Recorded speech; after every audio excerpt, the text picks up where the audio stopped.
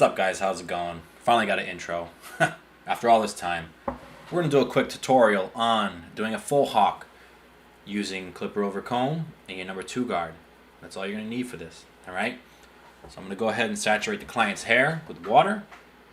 And what I'm going to do, I'm going to concentrate on is leaving the length on top per customer request. You know, however long they want it, however long you're going to do it. So here I am angling the center of his hair a little higher, so this way when I'm cutting at an angle, and I'm actually cutting the sides just a little bit shorter and leaving the top long, so this way when we style it, you know, it looks right. They want it, you know, nice and long in the middle. So I'm going to go ahead and repeat the same process on the other side using my the tips of my fingers and putting them higher now, because again, we still want to get that bevel the way the customer wants it. So again, long hair on top, shorter hair on the sides. So I'm going to go ahead and go straight from front to back, being careful I'm not going to snip my fingers. You really don't want to go past the knuckle, but I do it all the time. You kind of get used to it. So just be careful. Now, this is where the magic starts. We're going to do a quick guideline around the head using the number 2 guard closed. So it's going to be 1/4 of an inch. And we're going to go ahead and we're going to clean up the sides as good as we can. And that's going to lay our foundation for our fading. So the fade is going to be just using the actual clipper with the comb. The comb is going to act as the guard. As you can see, I'm working on the back of the head, and I'm just going up and out. I'm not creating too hard of a line. You don't want to do that just in case, because sometimes you can't get it out. Now, when you're cleaning up all the hair with the 2 guard, be sure to go against all the grain. So as you can see, this client here, his grain cuts in different directions on the back of his neck. So you got to make sure you turn the clipper as needed. This way you can cut everything all the same length without missing any hair. So now I'm cleaning up the sides. I'm pretty much where I need to be with the number 2 guard, and it's pretty much done. I mean, I'm not going to have to pick this guard up again. Now I'm going to start here using the clipper over comb technique, and you can see the way I'm holding the clippers. This allows for easy, swipes across that comb. And all I'm doing with the comb is just putting it on the client's head, and I'm tilting the top of the teeth outwards, and that makes sure that I don't make any shorter cuts than the number 2 guard. So I'm going to go ahead and again tilt them outwards, not towards the head, but the top is going to be away from the head, and that I'm talking about the actual comb. So this way, you're not cutting something up high or too short. Be careful when you're using this technique that the actual clipper blade doesn't cut below the actual comb, because if you cut with just the bare blade onto the customer's head, you're going to have an issue. So while I'm doing this, and as you can see, I'm just making quick swipes. It makes this process so fast. I'm making sure this whole time with my eyes and the way I feel, I'm making sure that bottom part of the blade is above the actual bottom of the comb. So this way I'm not touching the hair, and I'm not making any accidental, patches in the hair that are lower than a 2 guard. Because if you cut anywhere on his head with that clipper, it's going to cut it down to 1/8 of an inch. So that's not good. And you can see in very minimal time, this stuff is blending together very well. This is more of a textured look. This is not going to be that blurry fade that everyone else is getting. And that's not what it's meant to be, which is why I can use a technique like this. Not that you can't to do a perfect fade, but this is really, really ideal for this situation. Now, this haircut from start to finish can take about 20 minutes. That's $20. That's $60 an hour using these techniques. And I do recommend this pair of clippers here, because they're very powerful.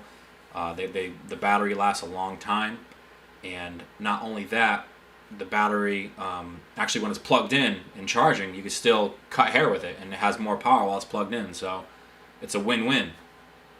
In my case, next for me is I grab some Layrite or your pomade of choice, or even gel, whatever you prefer, and I'm going to go over all the hair with it and get it in there real nice. And I'm going to kind of style the hair before I do a shape up, so this way I know what hair is going to lay down and what hair is going to stick up. So here, whenever you have long hairs, it's good to put the hair all up and then trim it as needed. So I'm going to trim it to his liking, which is always the goal, and then you're going to be good. So you can start the shape up. Here I'm just using my modded T-outliners, and these things, as you can tell, they cut very sharp. Now, what helped me with this haircut, and all you have to do for this part is watch. There's nothing I can really tell you that's going to help you out. Although, when I was shaping up, I actually recently just bought some spritz spray, and I'm actually going to go grab it. Let me see, where is it? And this spray helped me out big time. Liquid Razor by Chazap. C-H-A-Z-A-P, Liquid Razor, okay? What that does is you spray it on the hairline, it dries within about 5 seconds, and it holds the hair in place. That, with a good pair of trimmers, and you can really do some quick, nice, sharp shape-ups. And you could also, when you're actually doing the razor, it shaves very nicely, leaves a nice dry skin mark, so this way you know exactly where you're working, and it's not, you don't have hair in the way, and the hair doesn't move. So when you're shaping up, you can see this is going very smooth and very quick and sharp, and it's mainly because my trimmers are set perfectly, so this way they don't irritate the skin. And I got some of that Chazap sprayed on his skin and his hair. So again, you just cover their eyes.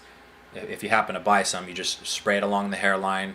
It's going to dry in 5 seconds, and it allows you to just quickly give nice fresh shape ups, no problem. So I definitely recommend that stuff. There are other brands you guys can check into, but Chazap is the kind that I ordered. I'm very satisfied with it, and this is my first haircut actually using it. So now I know which hair. When I styled his hair earlier, I see the hair that went up, and I see the hair that was actually came down. It was very minimal baby hairs.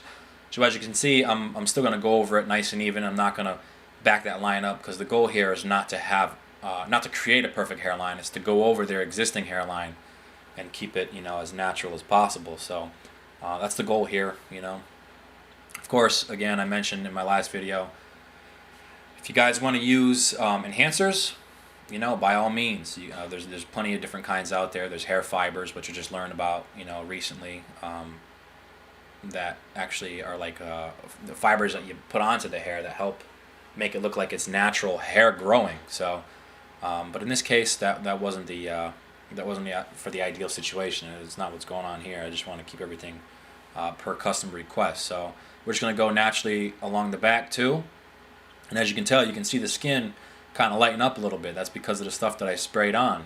It lets me see very easily and lets me cut quicker using it. So I definitely recommend it. So I'm keeping a nice line going in the back, along the neckline, around the ear. Everything nice and clean. Very simple and very fast, as long as you have all your stuff set. So again, this side is going to be square. And his hair naturally grows inwards a little bit on the back of his neck. It doesn't really grow straight outwards, so you kind of have to angle it a little more. But as you can see, this stuff is cutting very good. So yeah, definitely pick yourself some of that stuff up. And haircut's pretty much close to finished. So for the rest of this cut, I am just using the razor and going over all the edges. I'm dry shaving. I just want to touch bases, guys. Connecticut Barber Battle, CT Barber Battle in April. I'm going to be there. I'm going to be competing. So I'd love for anybody that watches this video that's going to be there, I'd love to meet you guys and chat a little bit about cutting hair. I love this whole industry, so anytime I can talk to somebody that benefit from the videos or even just likes the videos, it makes my day. It definitely does. I like to take pictures with everybody and have a great day there. So I will be competing in self-cut. I did sign up for it, so hopefully, I've only been cutting my hair for like less than a year, but I think I'll be able to hang in there with some of these big barbers, but we'll see. I don't know, maybe. All I know is it's the Super Bowl of barbering, so again, that's April 17th. If you guys happen to be in the area, definitely grab a ticket. It's only $35. There's going to be thousands of people there, so yeah, definitely try to make it. I'd like to meet some of you guys. Now,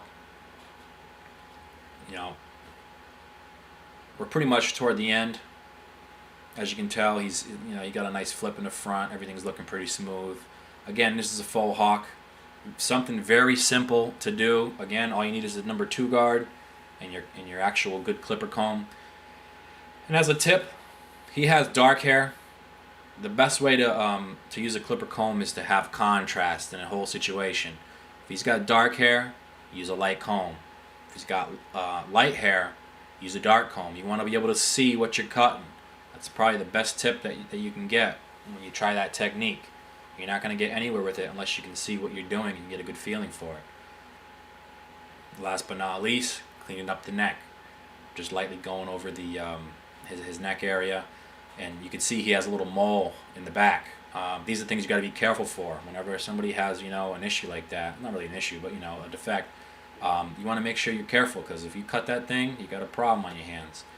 And this, y'all know this is the best part of the haircut, is when somebody cleans the neck off with the razor. Don't front. But that's the finished product. Hope you guys like it, and subscribe if you can. All right. Peace out, guys. Later.